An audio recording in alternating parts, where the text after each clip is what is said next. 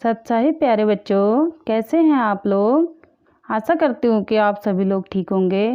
प्यारे बच्चों, पिछली वीडियो में हमने वर्ण तथा वर्णमाला के बारे में यानी कि अल्फ़ाबेट्स के बारे में पढ़ा था। उसमें वर्ण क्या होता है और हिंदी स्वर और व्यंजन के बारे में पढ़ा था।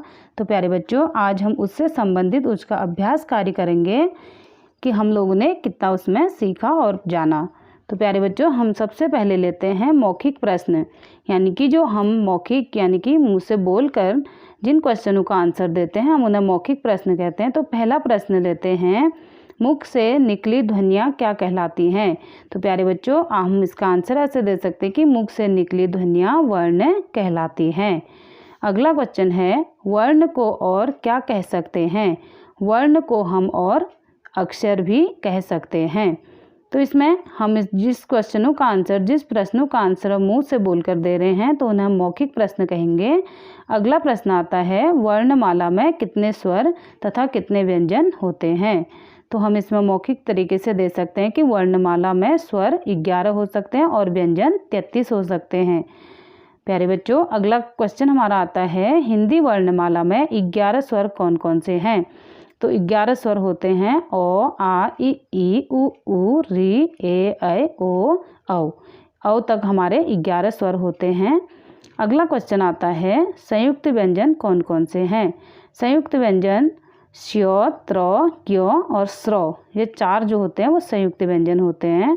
तो प्यारे बच्चों, यहाँ पे हम मौखिक रूप से जिन प्रश्नों का आंसर देते हैं तो उन्हें हम मौखिक प्रश्न कहते हैं। तो ये हमारे अभी तक जो जिन क्वेश्चनों के आंसर हम लोगों ने किए तो ये हमारे मौखिक प्रश्न थे। अब हम लेते हैं लिखने की बारी, यानी कि लिखित रूप में जिन प्रश्नों का उत्तर हम देते हैं तो उन्हें लिखित प्रश्न कहते हैं। जैसे कि इसमें फर्स्ट प्रश्न है, सही उत्तर के आगे सही का चिन्ह लगाइए। तो प्यारे बच्चों, जैसे कि हमारा यहाँ पे पहला प्रश्न है, क, मुख से निकली ध्वनियों को वर्ण के अलावा क्या कहा जाता है। जो हमारे मुख से जो ध्वनि जो निकलती है उसे वर्ण के अलावा और क्या कहा जा सकता है। जैसे इसमें 4 ऑप्शन दिए हैं, स्वर, व्यंजन, अक्षर और वर्णमाला। तो प्यारे बच्चों, हम उसे अक्षर कह सकते हैं, वर्ण के अलावा अक्षर भी कह सकते हैं। अगला क्वेश्चन यहाँ पे आता है, वर्णों को क्रम में लिखने को क्या कहते हैं। अगर हम किसी भी वर्ण को क्रम में लिखते हैं तो उन्हें हम क्या कहते हैं। जैसे यहाँ पे 4 ऑप्शन दिए हैं, वर्णमाला, वर्णक्रम, वर्ण और स्वरमाला। तो प्यारे बच्चों, हम उन्हें कह सकते हैं, वर्णों को क्रम में लिखने को वर्णमाला कहते हैं। अगला है ग, वर्णमाला में 11 संख्या किसकी होती है। वर्णमाला में जो होते हैं 11 संख्या किसके होते हैं। वर्णों की होती हैं, स्वरों की होती हैं, व्यंजनों की होती हैं, संयुक्त वर्णों की होती है। तो प्यारे बच्चों, 4 ऑप्शनों में से स्वरों की जो होती है 11 संख्या होती हैं।